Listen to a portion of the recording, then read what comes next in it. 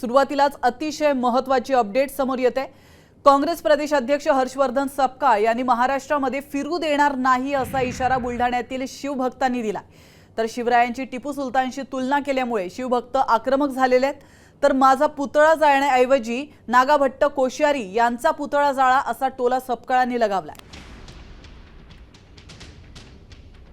हर्षवर्धन सपकाळ साहेब, तुम्ही छत्रपती श्री शिवाजी महाराजांचा टिपूशी तुलना करून छत्रपती श्री शिवाजी महाराजांचा अपमान केलेला आहे। आम्ही आज बुलढाण्यातील तुमच्या घरासमोर आहोत, कारण तुम्ही छत्रपती शिवाजी महाराजांचा अपमान केलेला आहे आणि तुम्हाला तुमच्या घरासमोरून आवाहन करतोय की तुम्ही तात्काळ छत्रपती श्री शिवाजी महाराजांची रायगडावर नतमस्तक होऊन माफी मागा, अन्यथा तुम्हाला महाराष्ट्रात आम्ही फिरू देणार नाही आणि महाराष्ट्रात तुम्ही जिथे दिसाल तिथे तुमचं तोंड काळा केल्याशिवाय शिवभक्त शांत बसणार नाही। भारतीय जनता पक्षाने महाराष्ट्राचा तालिबान करण्याच्या अनुषंगानं, दंगे घडून आणण्याच्या अनुषंगानं कालचं एकंदरीत त्यांनी हे कालचा सर्व त्यांचा प्रयत्न होता।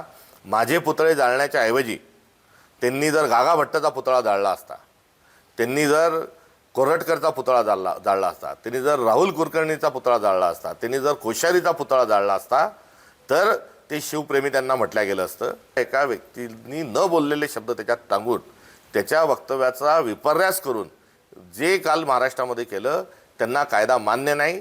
त्यांना शिवाजी महाराजांचे विचार हे त्यांना पुसून काढायचे आहेत।